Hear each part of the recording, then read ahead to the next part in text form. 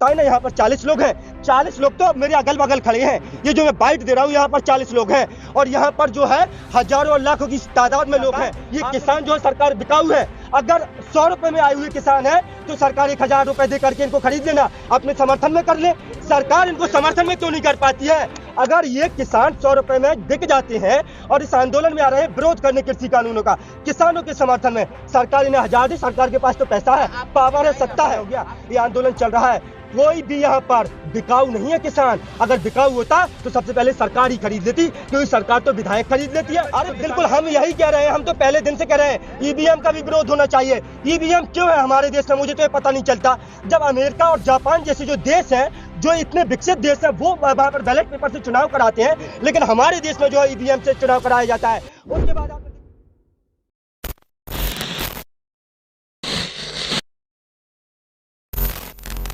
चला रहा है सोशल मीडिया पर अंकुश लगाने की सरकार को क्या जरूरत पड़ गई? क्योंकि सोशल मीडिया पर काबू नहीं है ना। मेन स्ट्रीम मीडिया तो इनका पिट्ठू है, मेन स्ट्रीम मीडिया पर इनका अंकुश है।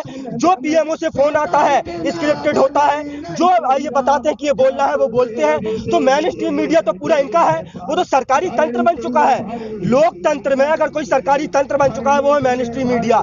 मेन स्ट्रीम मीडिया क्या दिखाएगा क्या नहीं दिखाएगा, क्या खबरें चलाएगा क्या नहीं चलाएगा, ये पीएमओ तय करता है। पीएमओ तय करता है और उसके बाद ये चलाते हैं। लेकिन सोशल मीडिया पर अंकुश नहीं है, तो सोशल मीडिया इनकी बात नहीं मानता, क्योंकि निष्पक्षता और ईमानदारी से और ग्राउंड जीरो से जमीनी जो हकीकत है वो सोशल मीडिया दिखा रहा है। तो सोशल मीडिया से सरकार डरी हुई है, बौखलाई हुई है, क्योंकि सरकार की जो है तमाम जो गलत नीतियां हैं उनकी जो आलोचना अगर कोई करता है तो सोशल मीडिया मुखर होकर के आवाज बुलंद करता है। इसी वजह से जो कानून मंत्री रविशंकर प्रसाद जो है लेकर के आ रहे हैं कि जो सोशल मीडिया पर अंकुश लगाया जाएगा, क्योंकि मेन स्ट्रीम मीडिया इनका है, उस पर पूरी तरह से अंकुश है, इनके चाबुक से चलता है। और मेन स्ट्रीम मीडिया जो है सरकार का पिट्ठू है, सरकारी तंत्र है और सोशल मीडिया पर अंकुश लगाएंगे। तो कहीं ना कहीं आप कहना चाह रहे हैं कि हम सोशल मीडिया पर भी अपने कंट्रोल में करने चाहते हैं? अरे बिल्कुल, ये मौलिक अधिकारों का हनन है। ये हमारे जो फंडामेंटल राइट्स हैं, जो आर्टिकल 19 जो हमें बोलने की आजादी देता है, फ्रीडम ऑफ स्पीच की जो आजादी देता है, ये पूरी तरह से जो है छीनने की जो जरूरत की जा रही है।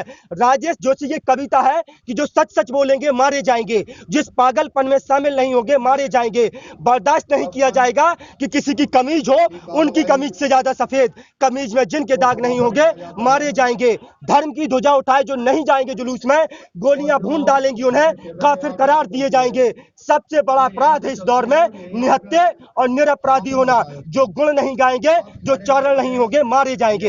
यही चल रहा है। टिकैत साहब रात में सफर करते हैं और दिन में पंचायतें। हाँ, क्या टिकैत साहब भी नेता बनने की ओर हैं? बिल्कुल नहीं। जब जो है मेन स्ट्रीम मीडिया के एक बड़े पत्रकार जो है टिकैत साहब से सवाल करते हैं, तो मैं बता दूं भारतीय जनता पार्टी पूरी तरह से अराजनीतिक है। जितने भी किसान संगठन है वो अराजनीतिक है, उनका राजनीति से दूर दूर तक कोई सरोकार नहीं है। और जब जो है भारतीय किसान यूनियन के राष्ट्रीय प्रवक्ता चौधरी राकेश सिंह टिकैत से जब सवाल किया जाता है कि आप जो है भविष्य में राजनीति करेंगे, तो वो साफ सिरे से इनकार कर देते हैं, खारिज कर देते हैं कि वो भूल थी कि उन्होंने 2007 में मुजफ्फरनगर खतौली विधानसभा से चुनाव लड़ा और उसके बाद 2014 में अमरोहा की लोकसभा से चुनाव लड़ा। अब उन्हें वो बीमारी दोबारा नहीं होगी और राजनीति नहीं करेंगे। राजनीतिक स्टंट नहीं है। सरकार और विपक्ष को मुबारक हो राजनीति। यहाँ पर ये जो किसान है अपनी हकों को लेकर के, अपनी मांगों को लेकर के आए हुए हैं, इनकी जो है हक और जो उनकी मांग है वो पूरी हो जाए, उन्हें राजनीति से कोई मतलब नहीं है। मीडिया में चल रहा है कि राकेश टिकैत जी का पकड़ा गया झूठ, हाँ, अब बचे सिर्फ 40 ही लोग। ऐसा क्या झूठ बोल दिया इन्होंने? अरे देखिए, जिस तरह से जी हिंदुस्तान तमाम खबरों को दिखा रहा है, मैं देख रहा हूं जिस दिन से जी हिंदुस्तान यहाँ पर अपने 6 एंकर के साथ डिबेट करता था 24 घंटे, मैंने देखा जिन लोगों को कुछ नहीं पता होता था उन्हें जी हिंदुस्तान अपना रिपोर्टर बना देता था। आज क्या आप हमारे रिपोर्टर हैं? यहाँ पर देखा होगा चौपाले लगा करके, चौपाल के माध्यम से लगातार 6 एंकर, उनकी तमाम, चाहे हर्षा हो या प्रिया हो या तमाम जो लेडीज जो एंकर थी, फीमेल एंकर, वो यहाँ पर आकर के जो है टीवी डिबेट लगातार कर रही थी। लेकिन उसके बाद क्या हुआ क्या नहीं हुआ, उसके बाद वो लगातार इस आंदोलन को बदनाम करने की साजिश रच रहे हैं। बताए ना, यहाँ पर 40 लोग हैं। 40 लोग तो मेरे अगल बगल खड़े हैं। ये जो मैं बाइट दे रहा हूँ, यहाँ पर 40 लोग हैं और यहाँ पर जो है हजारों और लाखों की तादाद में लोग हैं। आपने कितनी महापंचायतें देखी? वो महापंचायत एक फोन कॉल की दूरी पर है। अगर एक फोन किया जाएगा तो आपने देखा होगा 28 जनवरी को जब चौधरी राकेश सिंह टिकैत की आंखों से आंसू निकलते हैं और वो आंखों के आंसू जन सैलाब में तब्दील हो जाते हैं, वो संजीवनी का रूप धारण कर लेते हैं और पूरे देश से, पूरे कोने कोने में इस आंदोलन की जो है लहरें और जड़ें पहुंच जाती हैं। आज इस किसान आंदोलन को समर्थन और इन कृषि कानूनों का विरोध अगर आप देखेंगे तो ग्राम स्तर पर, बूथ स्तर पर, जिला स्तर पर, तहसील स्तर पर, राज्य स्तर पर और पूरे देशव्यापी जो है ये आंदोलन पूरी तरह से देशव्यापी आंदोलन बन चुका है, जन जन का आंदोलन बन चुका है। जो भांग के नशे में जो मीडिया इस तरह की खबरें चलाता है कि 40 लोग हैं, वो आकर के देखे ना कि यहाँ पर 40 लोग हैं, आकर के दिखाए। ये करता क्या है कि पूरी तरह से प्री प्लान करता है।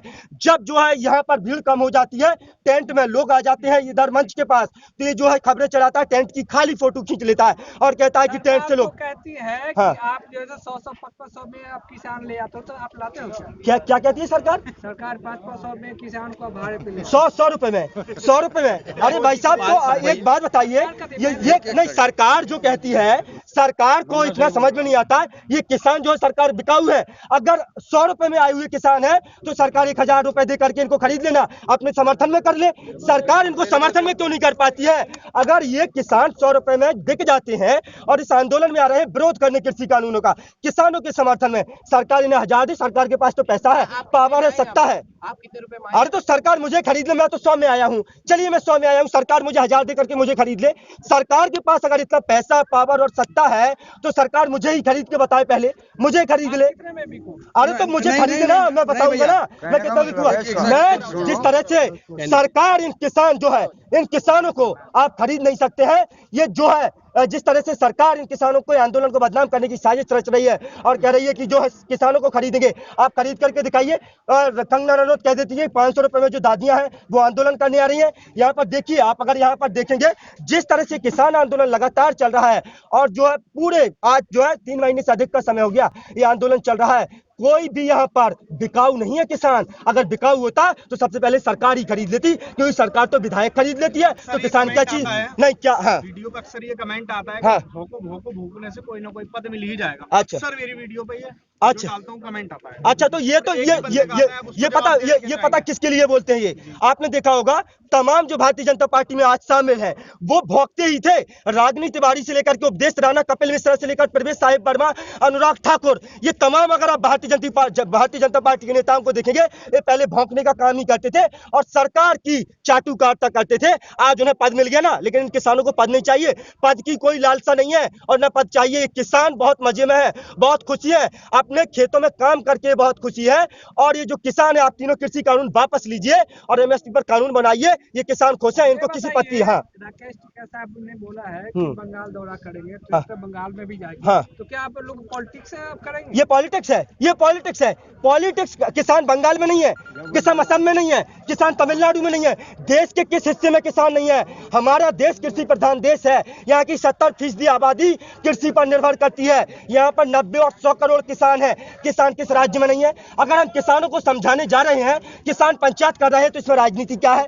मुझे नहीं, सरकार ये कह रही है, इसलिए आप समझाने जा रहे हैं कि हाँ। आंदोलन सिर्फ दिल्ली में है, किसान तो हर जगह है, वहाँ थोड़ा आंदोलन हो रहे हैं। अरे तो वो हर जगह से, हर जगह महापंचायत हो रही हैं, हरियाणा में, यूपी में, राजस्थान में, असम में, तमिलनाडु में, हर जगह पंचायतें हो रही हैं। और हमारे इस आंदोलन में हर जगह से, हर स्टेट से ये जो किसान आ रहे हैं, ये किसी जाति, धर्म, मजहब और प्रांत की सीमाओं में बटा आंदोलन नहीं है, इसको आप बांट नहीं सकते हैं। और जिस तरह से जो है मैं बता देता हूँ, जिस तरह से आप कह रहे हैं ना कि जो है ये राजनीति की जा रही है, अगर आप इसको राजनीति समझते तो मैं कह देना चाहता हूं कि जितनी बची है अकड़ उसे भी तोड़ेंगे और कतरा कतरा तेरी अकड़ में छोड़ेंगे। अब किसान मजदूर एक राह पर आया है, यूपी और बंगाल हरा कर छोड़ेंगे। अगर आप नहीं मानेंगे, अभी इसी में फायदा है, आप इन तीनों कृषि कानूनों को वापस लीजिए, एमएसपी पर कानून बनाइए और इन किसानों को जाने दीजिए। आज जो है 250 से अधिक किसानों की शहादत हुई है। जिस तरह से अगर आप सोच रहे हैं कृषि कानूनों को आप पहले भी वापस ले सकते थे। जी ये बताइए, हाँ। यदि बीजेपी बंगाल में झंडा गाड़ देते हैं तो आप इसके बाद आप क्या करें? अरे बीजेपी जहाँ झंडा गाड़ देती है, नहीं गाड़ देती है, हमारा ये राजनीति से दूर दूर तक कोई सरोकार नहीं है। बीजेपी क्या करती है, विपक्ष क्या करता है, हम किसानों को इससे कोई मतलब नहीं है।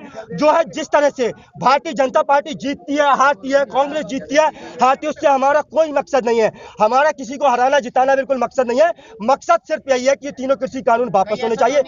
हाँ, हार जाए तो लोकतंत्र की जीत और जीत जाए तो ईवीएम में गड़बड़ी। कैसा? हार जाए हाँ, बंगाल में तो लोकतंत्र और किसान आंदोलन की जीत। हाँ। और जीत जाए तो ईवीएम में गड़बड़। अरे बिल्कुल, हम यही कह रहे हैं, हम तो पहले दिन से कह रहे हैं ईवीएम का भी विरोध होना चाहिए। ईवीएम क्यों है हमारे देश में, मुझे तो ये पता नहीं चलता। जब अमेरिका और जापान जैसे जो देश हैं, जो इतने विकसित देश हैं, वो वहां पर बैलेट पेपर से चुनाव कराते हैं, लेकिन हमारे देश में जो है ईवीएम से चुनाव कराया जाता है। उसके बाद आपने देखा होगा पंजाब में इन्हीं की कैंडिडेट जो है भारतीय जनता पार्टी की, वो कह रही थी हमारे परिवार में तो 19 लोग हैं, लेकिन मुझे तो वोट 9 मिले हैं। सोशल मीडिया है, ईवीएम से ही तो वोट पड़ेगा। नहीं वही, अरे भाई साहब डिजिटल कितना, आप कितना डिजिटल, एक तरफ आप डिजिटल होने की बात करते हैं, डिजिटल होने का दावा करते हैं, दूसरी तरफ आप तमाम वो चीजें करती हैं जो डिजिटल नहीं है। तो आप जो है ईवीएम की जगह बैलेट पेपर से चुनाव कराने में आपको डर क्या है, आपको खतरा क्या है, क्या डर है आपको? आप क्यों नहीं कराते हैं बैलेट पेपर से चुनाव? कराइए बैलेट पेपर से चुनाव, क्या डर है भारतीय जनता पार्टी को? कोई बात हुई कि स्मार्टफोन छोड़ के बटनों वाले फोन पर चले जाए। अरे तो एक बात बताइए, बटनों वाले फोन पे चले जाएं। जब ये जो जमाना चल रहा है जिस तरह से, जब डिजिटल किया गया था ना, सबसे पहले 1987 में जब राजीव गांधी कंप्यूटर लेकर के आए थे ना, ये वही भारतीय जनता पार्टी थी जब बैलगाड़ी से उसका विरोध कर रही थी। ये भारतीय जनता पार्टी बैलगाड़ी ले जाकर के विरोध कर रही थी। आप अपनी चीजों के मन मुताबिक जो है सोच लेते हैं। आज जो है क्या दिक्कत है कि आप जो है ईवीएम जिस तरह से होता है, तो अमेरिका हमसे आगे नहीं है, जापान हमसे आगे नहीं है। जापान अमेरिका जो है आज 7G चला रहा है और हम जो है 4G पे अटके हुए हैं, फिर भी हमारे यहाँ जो है ईवीएम से वोट कराया जाता है और वहां पर बैलेट पेपर से चुनाव कराया जाता है।